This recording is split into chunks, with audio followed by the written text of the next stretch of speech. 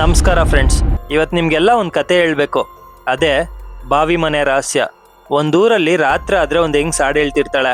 ಅದನ್ನ ಯಾರು ಕೇಳಿಸ್ಕೊಳ್ಳೋ ಧೈರ್ಯ ಮಾಡ್ತಿರ್ಲಿಲ್ಲ. ಅದರಲ್ಲೂ ಗರ್ಭಿಣಿ ಹೆಂಗಸ್ರು ಯಾರಾದರೂ ಕೇಳಿಸ್ಕೊಂಡ್ರೆ ಅವ್ರ ಮಗು ವಿಚಿತ್ರವಾಗಿ ಸತ್ತೋಗ್ತಿತ್ತು. 25 ವರ್ಷ ಆಗಿರುತ್ತೆ. ಆ ಊರಲ್ಲಿ ಒಂದು ಮಗುನೂ ಹುಟ್ಟಿರಲ್ಲ. ಆ ಊರಿನ ಜನ ಹೇಳೋದೇನಂದ್ರೆ ಅಲ್ಲೊಂದು ಹಳೆ ಬಾವಿ ಇದೆ, ಅದ್ರ ಹತ್ರ ಒಂದು ಆತ್ಮ ಅಲೀತಿದೆ, ಅವಳ ಶಾಪದಿಂದ ಈ ಥರ ಮಕ್ಕಳು ಸಾಯ್ತಿದ್ದಾರೆ ಅಂತ. ಸೊ ಬನ್ನಿ, ನಿಜಕ್ಕೂ ಅಲ್ಲಿ ನಡೀತಿರೋದೇನೋ, ಆ ಥರ ದಿನ ರಾತ್ರಿ ಆಡ್ತಿರೋ ಆತ್ಮದಿಂದ ಏನು ಕತೆ ಇದೆ ಅಂತ ಹೇಳ್ತೀನಿ.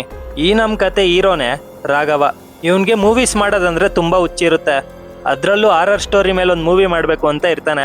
ತುಂಬ ಕಡೆ ಪ್ರೊಡ್ಯೂಸರ್ನ ಹುಡುಕ್ತಿರ್ತಾನೆ. ಆದರೆ ಇವನು ಹೊಸಬ ಅನ್ನೋ ಒಂದು ಕಾರಣಕ್ಕೆ ಇವ್ನ ಸ್ಟೋರೀಸ್ ಮೇಲೆ ಯಾರೂ ಆಸಕ್ತಿ ತೋರಿಸಲ್ಲ. ಹಂಗಿರ್ಬೇಕಾದ್ರೆ ಒಂದು ಪ್ರೊಡ್ಯೂಸರ್ ಕಡೆಯಿಂದ ಇವನ್ಗೊಂದು ಕಾಲ್ ಬರುತ್ತೆ. ರಾಘವ್ ತುಂಬ ಖುಷಿಯಿಂದ ಅವ್ನ ಕತೆ ಜೊತೆ ಹೋಗ್ತಾನೆ. ಅವ್ನು ಹೇಳಿದ ಕತೆ ಆ ಪ್ರೊಡ್ಯೂಸರ್ಗೆ ತುಂಬ ಹಿಡಿಸುತ್ತೆ. ಇವನ್ ಜೊತೆ ಒಂದು ಮೂವಿ ಮಾಡಕ್ಕೆ ಒಪ್ಕೊಳ್ತಾರೆ. ಸೊ ಅವ್ರು ಇತ್ಕೊಂಡು ರಾಘವ್ಗೆ ಅವ್ರು ಯಾವ ಜಾಗದಲ್ಲಿ ಮೂವಿ ಶೂಟ್ ಮಾಡಬೇಕು ಅಂತ ಹೇಳಿ ಒಂದ್ಸಲ ಸ್ಪಾಟ್ ನೋಡ್ಕೊಂಬಾ ಅಂತ ಹೇಳ್ತಾರೆ. ಸೊ ರಾಘವ್ ಇತ್ಕೊಂಡು, ನೀವು ಹೇಳ್ತಿರೋ ಜಾಗದ ಹತ್ರ 2 ದಿನ ಬಿಟ್ಕೊಂಡು ನನ್ನ ಫ್ರೆಂಡ್ ಮದುವೆ ಇದೆ, ಹೆಂಗಿದ್ರು ಅಲ್ಲಿಗೆ ಹೋಗ್ಲೇಬೇಕು, ಮದುವೆ ಮುಗಿಸ್ಕೊಂಡು ಬರ್ತಾ ಆ ಜಾಗ ನೋಡ್ಕೊಂಡ್ ಬರ್ತೀವಿ ಅಂತ ಹೇಳ್ತಾನೆ. ಆಮೇಲೆ ರಾಘವ್ ಏನು ಮಾಡ್ತಾನೆ, ಅವ್ನ ಫ್ರೆಂಡ್ನೂ ಕರ್ಕೊಂಡು ಆ ಮದುವೆಗೆ ಹೋಗ್ತಾನೆ. ಆದರೆ ಅವ್ನು ಪ್ಲ್ಯಾನ್ ಮಾಡ್ಕೊಂಡು ಬಂದಿರ್ತಾನೆ. ಏನಂದ್ರೆ ಅವ್ನ ಬೈಕ್ ಮುಂದೆ ಒಂದು ಪ್ರೊಜೆಕ್ಟರ್ ಫಿಕ್ಸ್ ಮಾಡಿರ್ತಾನೆ. ಅದರಲ್ಲಿ ರೋಡಲ್ಲಿ ಬರಬೇಕಾದ್ರೆ ಆ ಪ್ರೊಜೆಕ್ಟರ್ ಆನ್ ಮಾಡಿದ ತಕ್ಷಣ ಮುಂದೆ ಒಂದು ದೆವ್ವ ಕಾಣಿಸೋ ಥರ ಮಾಡಿರ್ತಾನೆ. ಆಮೇಲೆ ಒಂದು ಗೋಪ್ರೋ ಕ್ಯಾಮ್ರಾ ರೆಡಿ ಮಾಡ್ಕೊಂಡಿರ್ತಾನೆ. ಯಾಕಂದ್ರೆ ಆ ಪ್ರೊಜೆಕ್ಟರಿಂದ ಕಾಣಿಸೋ ದೆವ್ವನ್ ನೋಡಿ ಅವ್ನ ಹಿಂದೆ ಕೂತಿರೋ ಅವ್ನ ಫ್ರೆಂಡ್ ಯಾವ ಥರ ಎದ್ರುಕೊಂತಾನೆ ಅಂತ ರೆಕಾರ್ಡ್ ಮಾಡಬೇಕು ಅನ್ಕೊಂಡಿರ್ತಾನೆ. ಸೊ ಇವಾಗ ಅವ್ನು ಅನ್ಕೊಂಡಂಗೆ ಅವನು ಅವ್ನ ಫ್ರೆಂಡ್ ಮದ್ವೆಗೆ ಹೋಗ್ತಾರೆ. ಮದ್ವೆ ಮುಗಿಸ್ಕೊಂಡು ಬರ್ಬೇಕಾದ್ರೆ ರಾಘವ್ಗೆ ಒಂದು ಹೆಂಗ್ ಸಡ್ಡ ಬರ್ತಾಳೆ. ಅವಳು ನೋಡಕ್ ಒಂಥರ ವಿಚಿತ್ರವಾಗಿ ಕಾಣಿಸ್ತಿರ್ತಾಳೆ. ಅವಳಿತ್ಕೊಂಡು, ನೀವು ಹೋಗ್ತಿರೋ ಜಾಗ ಸರಿ ಇಲ್ಲ, ತುಂಬಾ ಭಯಾನಕ, ಇವತ್ತು ರಾತ್ರಿ ಅಲ್ಲಿಗೆ ಹೋಗ್ಬೇಡ, ನಿಂಗ್ಯಾಕ್ ಬೇಕು, ವಾಪಸ್ ಮನೆಗೆ ಹೋಗು ಅಂತ ಎದುರಿಸ್ತಾಳೆ. ರಾಘವ್ ಅದಕ್ಕೆ ನಗ್ತಾ, ನಂಗಂತೂ ಇದನ್ನ ಕೇಳಿಸ್ಕೊಂಡ್ರೇನೆ ಭಯ ಆಗ್ತಿದೆ, ನಾನಂತೂ ಅಲ್ಲಿಗೆ ಹೋಗಲ್ಲ ಅಂತ ಹೇಳಿ ಅವ್ನ ಫ್ರೆಂಡ್ನ ಕರ್ಕೊಂಡು ಇನ್ನಲ್ಲಿಂದ ಹೊರಡ್ತಾನೆ. ಅವತ್ತಿನ ರಾತ್ರಿ ಆ ರೋಡಲ್ಲಿ ಯಾರೂ ಕಾಣಿಸಲ್ಲ. ರಾಘವ್ ಮತ್ತೆ ಅವ್ನ ಫ್ರೆಂಡ್ ಇಬ್ಬರೇ ಗಾಡೀಲಿ ಬರ್ತಿರ್ತಾರೆ. ರಾಘವ್ ಫ್ರೆಂಡ್ಗಂತೂ ತುಂಬಾ ಭಯ ಆಗಕ್ ಶುರು ಆಗುತ್ತೆ.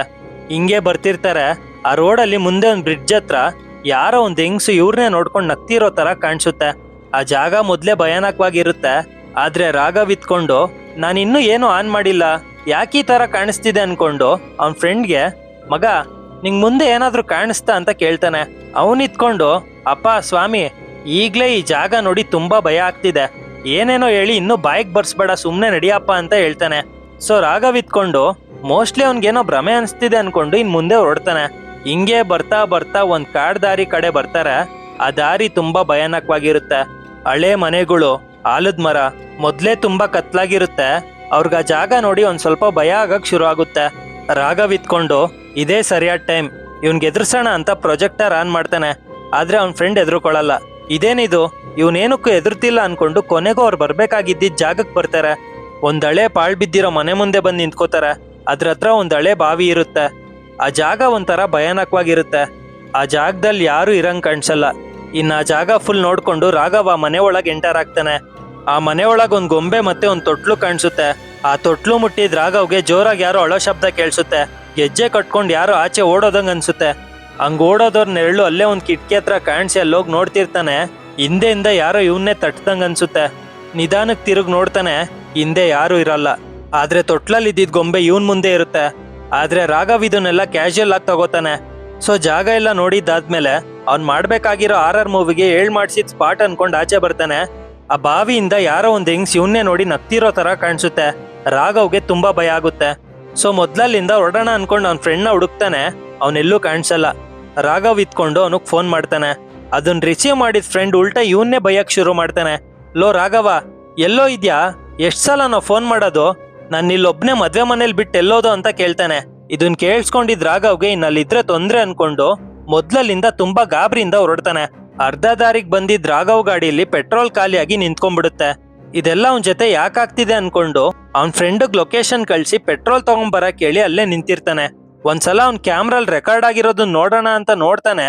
ಅದ್ರಲ್ಲಿ ಅವ್ನ ಪ್ರೊಜೆಕ್ಟರ್ ಆನ್ ಆಗಿರಲ್ಲ. ಅವ್ನ ಹಿಂದೆ ಆ ಹೆಂಗ್ಸ್ ಕುತ್ಕೊಂಡು ಇವನ್ನೇ ನೋಡ್ತಿರೋ ತರ ರೆಕಾರ್ಡ್ ಆಗಿರುತ್ತೆ. ತುಂಬಾ ಭಯ ಪಡ್ತಾನೆ. ಹಿಂಗಿರ್ಬೇಕಾದ್ರೆ ಅವ್ನ ಪಕ್ಕದಲ್ಲಿ ಯಾರೋ ಅವ್ನ ಭುಜದ ಮೇಲೆ ಕೈ ಇಟ್ಟಿರೋ ತರ ಅನ್ಸಿ ತಿರುಗಿ ನೋಡ್ತಾನೆ. ಅವ್ನು ನೋಡಿದ ದೃಶ್ಯ ತುಂಬಾ ಭಯಾನಕವಾಗಿರುತ್ತೆ. ಇನ್ ಪೆಟ್ರೋಲ್ ತಗೊಂಡ್ಬಂದಿದ್ದ ಅವ್ನ ಫ್ರೆಂಡ್ಗೆ ರಾಘವ್ ಆಕ್ಸಿಡೆಂಟ್ ಆಗಿ ಬಿದ್ದಿರೋ ತರ ಕಾಣಿಸುತ್ತೆ. ರಾಘವ್ಗೆ ಅಷ್ಟೊಂದು ಏಟ್ ಆಗಿರಲ್ಲ, ಪ್ರಜ್ಞೆ ತಪ್ಪಿರ್ತಾನಷ್ಟೇ. ಆದ್ರೆ ಅವ್ನ ಫ್ರೆಂಡ್ ಇತ್ಕೊಂಡು ಅವ್ನ ಆಸ್ಪತ್ರೆಗೆ ಅಡ್ಮಿಟ್ ಮಾಡ್ತಾನೆ. ಪೂರ್ತಿ ರಾತ್ರಿ ಎಚ್ಚರ ಆಗದೆ ಇರೋ ರಾಘವ್ ಬೆಳಗ್ಗೆ ಎದ್ದು ನೋಡ್ತಾನೆ, ಅವನ ಆಸ್ಪತ್ರೆಯಲ್ಲಿ ಇರ್ತಾನೆ. ಅವನಿತ್ಕೊಂಡು ನಾನು ಇಲ್ಲಿ ಹಾಕಿದ್ದೀನಿ ಅಂತ ವಾಶ್ರೂಮಲ್ಲಿರೋ ಮಿರರಲ್ಲಿ ನೋಡ್ಕೋತಾನೆ. ಅದ್ರಲ್ಲಿ ತಿರ್ಗಾ ಹೆಂಗ್ಸ್ ಕಾಣಿಸ್ಕೋತಾಳೆ. ರಾಘವ್ ಕನ್ಫರ್ಮ್ ಆಗುತ್ತೆ ಅವನ ಹಿಂದೆ ಯಾವುದೋ ಒಂದು ಆತ್ಮ ಬಿದ್ದಿದೆ ಅಂತ. ಸೊ ಅಲ್ಲಿಂದ ಡಿಸ್ಚಾರ್ಜ್ ಆಗಿದ್ದ ರಾಘವ್ ಫಸ್ಟ್ ಆ ಪ್ರೊಡ್ಯೂಸರ್ ಹತ್ರ ಹೋಗಿ ಆ ಜಾಗದ ಬಗ್ಗೆ ಕೇಳೋಣ ಅಂತ ಅವ್ರ ಮನೆ ಹತ್ರ ಬಂದು ವಿಚಾರಿಸಿದಾಗ ಅಲ್ಲೇ ಇರೋ ಒಬ್ಬ ಸೆಕ್ಯೂರಿಟಿ, ಯಾರಪ್ಪ ನೀನು, ಇಲ್ಲಿ ನೀನ್ ಕೇಳ್ತಿರೋ ತರ ಯಾರು ಇಲ್ವಲ್ಲ, ಈ ಮನೆ ತುಂಬಾ ವರ್ಷದಿಂದ ಖಾಲಿ ಇದೆ ಅಂತ ಹೇಳ್ತಾರೆ.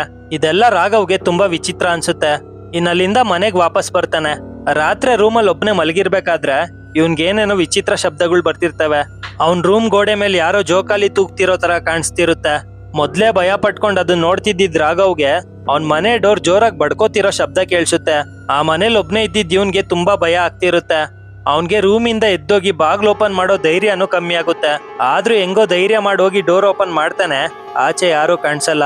ಅವ್ನ್ ಮುಂದೆ ತಿರ್ಗಾ ಗೊಂಬೆ ಕಾಣಿಸುತ್ತೆ. ಅವ್ನ್ಗಿನ್ನ ರಾತ್ರಿ ಒಬ್ನೇ ಮಲ್ಗೋ ಧೈರ್ಯ ಇಲ್ದೆ ಅವ್ನ ಫ್ರೆಂಡಿಗೆ ಫೋನ್ ಮಾಡಿ ಅವನು ಕರ್ಸ್ಕೊತಾನೆ. ಇಬ್ರು ಒಂದ್ ಸ್ವಲ್ಪ ಹೊತ್ತು ಮಾತಾಡ್ತಾರೆ. ರಾಘವ್ ಅವ್ನ್ಗೆ ಏನೇನ್ ಆಗ್ತಿದೆ ಅಂತ ಹೇಳ್ತಾನೆ. ಅವ್ನ ಫ್ರೆಂಡ್ ಜೋರಾಗಿ ನಗ್ತಾ, ಮಾಡಪ್ಪ ಇನ್ನೂ 6 ಸ್ಟೋರೀಸ್ ಬರೀ, ಎಲ್ಲೆಲ್ಲೋ ಓಡಾಡೋ, ನಿಂಗ್ ಅದೇ ಯೋಚನೆ ಮಾಡಿ ಮಾಡಿ ಎಲ್ಲ ಹಂಗೆ ಕಾಣಿಸ್ತಿದೆ, ಅಂಥದ್ದೇನಿಲ್ಲ, ಮಲ್ಕೋ, ರೆಸ್ಟ್ ಮಾಡು, ಎಲ್ಲ ಸರಿ ಹೋಗುತ್ತೆ ಅಂತ ಹೇಳ್ತಾನೆ. ಮಲ್ಗಿರ್ಬೇಕಾದ್ರೆ ರಾಘವ್ಗೊಂದ್ ಕನ್ಸು ಬರುತ್ತೆ. ಒಂದ್ ಚಿಕ್ಕ ಮಗು ತೊಟ್ಲಲ್ಲಿ ಮಲ್ಗಿರೋ ತರ, ಅದನ್ನೊಂದಮ್ಮ ಹಾಡು ಹೇಳ್ತಾ ತೂಗ್ತಿರೋ ತರ, ಆಮೇಲೆ ಆ ಬಾವಿಯಿಂದ ಒಂದ್ ಭಯಾನಕವಾದ ಹೆಂಗ್ಸ್ ಆಚೆ ಬರ್ತಿರೋ ತರ ಏನೇನೋ ಬರ್ತಿರುತ್ತೆ. ತುಂಬಾ ಬೆಚ್ಚ ಬಿದ್ದು ಎದ್ದೊಳ್ತಾನೆ. ಎದ್ ನೋಡಿದ್ರೆ ಬೆಳ್ಕಾಗಿರುತ್ತೆ. ರಾಘವ್ ಅಲ್ಲಿಂದ ಮೊದ್ಲು ದೇವಸ್ಥಾನಕ್ಕೆ ಹೋಗ್ತಾನೆ. ಅವನ ದೇವಸ್ಥಾನಕ್ಕೆ ಎಂಟರ್ ಆಗಿದ ತಕ್ಷಣ ಜೋರಾಗಿ ಗಾಳಿ ಬೀಸಕ್ ಶುರು ಆಗುತ್ತೆ. ಅಲ್ಲಿರೋ ಅರ್ಚಕ್ರು ಇತ್ಕೊಂಡು, ನಿನ್ ಹಿಂದೆ ಒಂದ್ ಆತ್ಮ ಬಿದ್ದಿದೆ, ನೀನ್ ಎದ್ರುಕೋಬೇಡ, ಅದ್ ನಿಂಗೇನೋ ಹೇಳ್ಬೇಕು ಅನ್ಕೊಂಡಿದೆ, ಅದ್ ಪಡ್ತಿರೋ ನೋವಿಗೆ ನೀನೇ ಅಂತ್ಯ ಕೊಡ್ಬೇಕು ಅಂತ ಕಾಯ್ತಿದೆ, ಹೋಗು, ನಿಜಕ್ಕೂ ಏನ್ ನಡೀತಿದೆ ಅಂತ ತಿಳ್ಕೊ, ಎಲ್ಲ ಒಳ್ಳೇದಾಗುತ್ತೆ ಅಂತ ಹೇಳಿ ಕಳಿಸ್ತಾರೆ. ಸೊ ರಾಘವ್ ಫ್ರೆಂಡ್ಸ್ ಹತ್ರ ಮೂವಿ ಶೂಟ್ ಅಂತ ಸುಳ್ಳೇಳಿ ಆ ಜಾಗದ ಬಗ್ಗೆ ಏನು ಹೇಳ್ದೆ ಅಲ್ಲೂ ಕರ್ಕೊಂಬರ್ತಾನೆ. ಇನ್ನವ್ರು ಅನ್ಕೊಂಡಂಗೆ ಆ ಮನೆ ಹತ್ರ ಬಂದು ಮೂವಿ ಶೂಟ್ ಶುರು ಮಾಡ್ತಾರೆ. ಅವ್ನ ಫ್ರೆಂಡ್ ಇತ್ಕೊಂಡು, ಮಗ ಈ ಜಾಗ ಎಲ್ಲಿಂದ ಹುಡುಕ್ದೋ, ದೆವ್ವು ಸ್ಟೋರಿಗೆ ಮಾಡಿಸ್ದಂಗಿದೆ ಅಂತ ಹೇಳಿ ಕ್ಯಾಮ್ರಾ ಓಪನ್ ಮಾಡಿ ರೆಕಾರ್ಡ್ ಮಾಡ್ತಿರ್ತಾನೆ. ಅದ್ರಲ್ಲಿ ಒಂದು ಹೆಂಗ್ಸ್ ಕಾಣಿಸ್ಕೋತಾಳೆ. ಅವನ್ನ ಹಿಂದೆಯಿಂದ ಯಾರೋ ಮುಟ್ಟಿ ಕರೀತಿರೋ ತರ ಅನ್ಸುತ್ತೆ, ಆದ್ರೆ ಯಾರು ಇರಲ್ಲ. ಇದೆಲ್ಲ ಮೋಸ್ಟ್ಲಿ ಭ್ರಮೆ ಇರ್ಬೋದು ಅನ್ಕೊಂಡು ಅವತ್ ನಡಿಬೇಕಾಗಿರೋ ರೆಕಾರ್ಡಿಂಗ್ ಕಂಪ್ಲೀಟ್ ಮಾಡ್ತಾರೆ. ರಾತ್ರಿ ಅವನೊಬ್ನೇ ಕುತ್ಕೊಂಡು ಎಡಿಟ್ ಮಾಡ್ತಿರ್ತಾನೆ. ಅದ್ರ ತುಂಬಾ ಬರೀ ಆ ಹೆಂಗ್ಸೆ ಕಾಣಿಸ್ತಿರ್ತಾಳೆ. ಅವ್ನ್ ಮಾಡಿದ್ದಿದ್ ರೆಕಾರ್ಡಿಂಗ್ಸ್ ತುಂಬಾ ಭಯಾನಕವಾಗಿರುತ್ತೆ. ತಕ್ಷಣ ರಾಘವ್ ಹತ್ರ ಓಡೋಗ್ತಾನೆ. ಏನಿದು ಅಂತ ಕೇಳಿದಾಗ ರಾಘವ್ ಎಲ್ಲ ಸತ್ಯ ಹೇಳ್ತಾನೆ. ಅದನ್ನ ಕೇಳಿಸ್ಕೊಂಡಿದ್ ರಾಘವ್ ಫ್ರೆಂಡ್, ಇಲ್ಲಿ ನಾವ್ ಒಂದ್ ನಿಮಿಷನೂ ಇರೋದ್ ಬೇಡ, ನಡಿ ಹೋಗೋಣ ಅಂತ ಎಲ್ಲಾನು ಕರಿಯಕ್ ಬರ್ತಾನೆ. ಅಲ್ಲೊಬ್ಬ ಕಾಣಿಸಲ್ಲ. ಏನಾದ ಅಂತ ಹುಡುಕ್ತಿರ್ತಾರೆ. ಆಚೆ ಬಾವಿಯಿಂದ ಒಂದ್ ವಿಚಿತ್ರ ಶಬ್ದ ಬರುತ್ತೆ. ಎಲ್ಲಾರು ಅಲ್ಲಿ ಓಡ್ ಬಂದ್ ನೋಡ್ತಾರೆ. ಹಂಗ್ ಕಾಣೆ ಆಗಿದ್ ಫ್ರೆಂಡ್ ವಿಚಿತ್ರವಾಗಿ ಆ ಬಾವಿಲ್ ಜೋಕಾಲಿ ಆಡ್ತಾ ನಗ್ತಿರ್ತಾನೆ. ಇವರೆಲ್ಲ ಅವನ್ನ ಕರಿತಾನೆ ಇರ್ತಾರೆ. ಅವ್ನ್ ವಿಚಿತ್ರವಾಗಿ ನಗ್ತಾ ಕಾಡೊಳಗ್ ಓಡೋಗ್ತಾನೆ. ರಾಘವ್ ಫ್ರೆಂಡ್ಸ್ ಇತ್ಕೊಂಡು, ನಾವಿಲ್ಲೊಂದ್ ನಿಮಿಷನೂ ಇರಲ್ಲ, ನೀನೇ ಇದನ್ನೆಲ್ಲ ಸರಿ ಮಾಡ್ಕೊಂಡ್ ಬಾ ಅಂತ ಮೊದ್ಲು ಅಲ್ಲಿಂದ ಹೊರಡ್ತಾರೆ. ನಂಗೆ ಓಡೋದನ್ನ ಫಾಲೋ ಮಾಡ್ಕೊಂಡ್ ಕಾಡೊಳಗ್ ಬಂದ್ ನೋಡಿದ್ ರಾಘವ್ಗೆ ಅವನಲ್ಲೇ ಮರದ ಮೇಲೆ ಕುತ್ಕೊಂಡು ಅಳ್ತಿರೋದ್ ಕಾಣಿಸುತ್ತೆ. ಸೊ ರಾಘವ್ ಧೈರ್ಯ ಮಾಡಿ, ಯಾಕೆ ನಾನು ಹಿಂದೆ ಬಿದ್ದಿದ್ಯಾ, ನಿಂಗೇನ್ ಬೇಕು ಹೇಳು ಅಂತ ಕೇಳಿದಾಗ ಆ ಆತ್ಮ ಹೇಳಕ್ ಶುರು ಮಾಡುತ್ತೆ. ಸೊ ಬನ್ನಿ ಫ್ರೆಂಡ್ಸ್, ಅದ್ರ ಕತೆ ಕೇಳುವ. 25 ವರ್ಷದ ಕೆಳಗೆ ಆ ಬಾವಿ ಮನೇಲಿ ಒಬ್ಳಿರ್ತಾಳೆ. ಅವಳ ಹೆಸರು ಲಲಿತಾ ಅಂತ. ಆ ಬಾವಿ ಮನೆ ಊರಿಂದ ಸ್ವಲ್ಪ ದೂರದಲ್ಲಿ ಒಂದ್ ಕಾಡ್ ಪ್ರದೇಶದಲ್ಲಿ ಒಂಟಿಯಾಗಿರುತ್ತೆ. ಲಲಿತಾ ತನ್ನ ಚಿಕ್ಕ ಮಗು ಜೊತೆ ಆ ಮನೇಲಿ ಜೀವನ ಮಾಡ್ತಿರ್ತಾಳೆ. ಆ ಇಡೀ ಊರ್ಗೆ ಅದೊಂದೇ ಬಾವಿ ಇತ್ತು. ನೀರ್ ಬೇಕಂದ್ರೆ ಅಲ್ಲಿಗೆ ಬರ್ಬೇಕಿತ್ತು. ಸೊ ಜನ ಅಲ್ಲಿಗೆ ಬರೋದು ಹೋಗೋದು ಮಾಡ್ತಾನೆ ಇರ್ತಾರೆ. ಹಂಗೆ ಬರ್ತಾ ಹೋಗ್ತಾ ಲಲಿತಾ ಎಲ್ಲಾರ್ಗೂ ಪರಿಚಯ ಆಗ್ತಾಳೆ. ಅವಳೊಳ್ಳೆ ಗುಣ ಎಲ್ಲಾರ್ಗೂ ಇಷ್ಟ ಆಗ್ತಿರುತ್ತೆ. ಆದ್ರೆ ಅಚಾನಕ್ ಆಗಿ ಒಂದ್ ರಾತ್ರಿ ತುಂಬಾ ಜೋರ್ ಮಳೆ ಬರುತ್ತೆ. ಅವಳ ಮಗು ಹುಷಾರ್ ತಪ್ಪುತ್ತೆ. ಸೊ ಲಲಿತಾ ಏನ್ ಮಾಡ್ತಾಳೆ, ಹಾಡ್ ಹೇಳಕ್ ಶುರು ಮಾಡ್ತಾಳೆ. ಅವಳು ಹೇಳೋ ಹಾಡ್ ಕೇಳಿಸ್ಕೊಂಡು ಆ ಮಗು ಎಷ್ಟೇ ಅಳ್ತಿದ್ರು ಶಾಂತವಾಗಿ ಬಿಡ್ತಿತ್ತು. ಸೊ ದಿನ ರಾತ್ರಿ ಅವಳು ಆ ತರ ಆಡ್ತಾನೆ ಇರ್ತಾಳೆ. ಹಿಂಗೆ ಒಂದ್ ರಾತ್ರಿ ಮಗುನ್ ಎತ್ಕೊಂಡು ಹಾಡ್ ಹೇಳ್ತಾ ಊರೊಳಗೆ ಓಡಾಡ್ತಿರ್ತಾಳೆ. ಅದನ್ನೊಂದ್ ಗರ್ಭಿಣಿ ಹೆಂಗ್ಸ್ ಕೇಳಿಸ್ಕೊತಾಳೆ. ಅದ್ರ ಮಾರನೇ ದಿನ ಅವಳ ಮಗು ಹೊಟ್ಟೆಲೆ ಸತ್ತೋಗುತ್ತೆ. ಊರಿನ ಜನಕ್ಕೆ ಇದೆಲ್ಲ ವಿಚಿತ್ರ ಅನ್ಸುತ್ತೆ. ಇದೇ ತರ 3-4 ಮಕ್ಳು ಸತ್ತೋಗ್ತಾರೆ. ಇನ್ನ ಊರಿನ ಜನಕ್ಕೆ ಲಲಿತಾ ಮೇಲೆ ಅನುಮಾನ ಉಟ್ಕೊಳ್ಳುತ್ತೆ. ಇವಳು ಯಾರೋ ಗೊತ್ತಿಲ್ಲ, ಎಲ್ಲಿಂದ ಬಂದ್ಲೋ ಗೊತ್ತಿಲ್ಲ, ಒಬ್ಳೆ ಬಾವಿ ಮನೇಲಿ ಇರ್ತಾಳೆ. ರಾತ್ರಿ ಆದ್ರೆ ಹಾಡ್ ಹೇಳ್ತಾಳೆ. ಅವಳ ಮನೆ ಮುಂದೆ ಏನೇನೋ ಗೊಂಬೆಗಳು ಬಿದ್ದಿರ್ತವೆ ಅಂತ ಅವಳನ್ನ ದ್ವೇಷ ಮಾಡಕ್ ಶುರು ಮಾಡ್ತಾರೆ. ಹಿಂಗೆ ಒಂದ್ ರಾತ್ರಿ ಅವಳ ಮಗುನ್ ಎತ್ಕೊಂಡು ಹಾಡ್ ಹೇಳ್ತಿರೋ ಅವಳನ್ನ ಜನ ತುಂಬಾ ಕೋಪದಲ್ಲಿ ಅಟ್ಟಾಡ್ಸಕ್ ಶುರು ಮಾಡ್ತಾರೆ. ಅವಳು ಹೇಳೋ ಮಾತು ಕೇಳಿಸ್ಕೊಳಲ್ಲ. ಸೊ ಲಲಿತಾ ತುಂಬಾ ಭಯ ಪಟ್ಕೊಂಡು ಜೀವ ಉಳಿಸ್ಕೊಳಕ್ ಓಡ್ತಾಳೆ. ಹಿಂಗೆ ಓಡ್ತಾ ಓಡ್ತಾ ರೋಡ್ ಹತ್ರಕ್ ಬಂದಿದ್ ಲಲಿತಾಗೆ ಮುಂದೆ ಒಂದ್ ಲಗೇಜ್ ಆಟೋ ಕಾಣಿಸುತ್ತೆ. ಅವಳ ಮಗುನ ಅದ್ರೊಳಗ್ ಬಿಸಾಕಿ ಅವಳು ಅದ್ರೊಳಗ್ ಹತ್ತೋ ಅಷ್ಟೊತ್ಗೆ ಹಿಂದೆಯಿಂದ ಅವಳು ಕೂದ್ಲು ಇಟ್ಕೊಂಡು ಎಳಿತಾರೆ. ಅವಳ ಮಗು ಅವಳಿಂದ ದೂರ ಆಗ್ಬಿಡುತ್ತೆ. ಆ ತರ ದೂರ ಆಗಿದ್ ಮಗುನೇ ರಾಘವ. ಅವತ್ತಿನ ರಾತ್ರಿ ಊರಿನ ಜನ ಲಲಿತಾನ ತಪ್ಪು ತಿಳ್ಕೊಂಡು ತುಂಬಾ ಹಿಂಸೆ ಕೊಟ್ಟ ಬಾವಿಗೆ ಬಿಸಾಕಿ ಸಾಯಿಸ್ತಾರೆ. ಆದ್ರೆ ಕೊನೆದಾಗ ಲಲಿತಾ ಒಂದ್ ಮಾತು ಹೇಳ್ತಾಳೆ, ಈ ಊರಲ್ಲೇನೋ ಸಮಸ್ಯೆ ಇದೆ, ನಾನು ಆಡ್ತಿದ್ದಿದ್ದು ನನ್ನ ಮಗುನ ಉಳಿಸ್ಕೊಳಕ್ಕೆ, ನಿಮ್ಗೆಲ್ಲ ಸತ್ಯ ಗೊತ್ತಾಗುತ್ತೆ ಅಂತ ಹೇಳಿ ತುಂಬಾ ನೋವು ತಿಂತ ಪ್ರಾಣ ಬಿಟ್ಟಿರ್ತಾಳೆ. ಅದಾಗಿದ್ ರಾತ್ರಿಯಿಂದ ಊರಲ್ಲಿ ತುಂಬಾ ವಿಚಿತ್ರ ಘಟನೆಗಳಾಗ್ತವೆ. ರಾತ್ರಿ ಆದ್ರೆ ಮನೆಗಳ ಕಿಟಕಿಯಲ್ಲಿ ಯಾವ್ದೋ ಒಂದು ಹೆಂಗ್ಸ್ ನಿಂತಿರೋದು, ಮತ್ತೆ ಆಚೆ ಓಡಾಡ್ತಿರೋ ತರ ಗೆಜ್ಜೆ ಶಬ್ದಗಳು, ಯಾರೋ ಹಾಡು ಹೇಳ್ತಾನೆ ಇರೋದು, ಇದೆಲ್ಲ ನಡೀತಾನೆ ಇರುತ್ತೆ. ಅದ್ರ ಜೊತೆ ಆ ಊರಲ್ಲಿ ಒಂದು ಮಗುನೂ ಹುಟ್ಟಲ್ಲ, ಎಲ್ಲ ವಿಚಿತ್ರವಾಗಿ ಸಾಯ್ತಿರ್ತವೆ.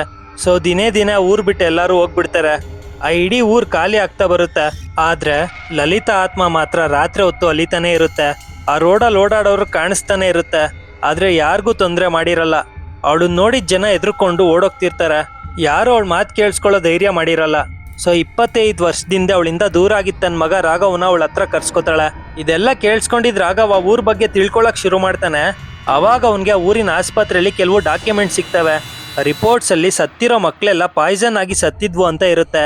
ಯಾಕಂದ್ರೆ ಆ ಬಾವಿಗೆ ಬರ್ತಿದ್ದ ನೀರು ಒಂದ್ ಫ್ಯಾಕ್ಟ್ರಿಯಿಂದ ರಿಲೀಸ್ ಆಗ್ತಿರುತ್ತೆ. ಸೊ ಅದ್ರಲ್ಲಿ ಇದ್ದಿದ್ದ ಕೆಮಿಕಲ್ಸ್ ಇಂದ ಹೊಟ್ಟೆಲಿರೋ ಮಕ್ಳಿಗೆ ತೊಂದರೆ ಆಗಿ ಅದು ಪಾಯ್ಸನ್ ಆಗಿ ಸಾಯ್ತಿರ್ತವೆ. ಆದ್ರೆ ಅಲ್ಲಿರೋ ಡಾಕ್ಟರ್ಸ್ ದುಡ್ಡಿನ ಆಸೆಯಿಂದ ಆ ಊರಿನ ಜನರಿಂದ ಈ ವಿಷಯನ ಮುಚ್ಚಿಟ್ಟಿರ್ತಾರೆ. ಕೋಇನ್ಸಿಡೆನ್ಸ್ ಅನ್ನೋಂಗೆ ಲಲಿತಾ ತನ್ನ ಮಗಂಗೋಸ್ಕರ ಆಡ್ತಿದ್ದ ಹಾಡ್ ಕೇಳಿಸ್ಕೊಂಡವ್ರ ಮಕ್ಕಳು ಸಾಯ್ತಿರ್ತಾರೆ.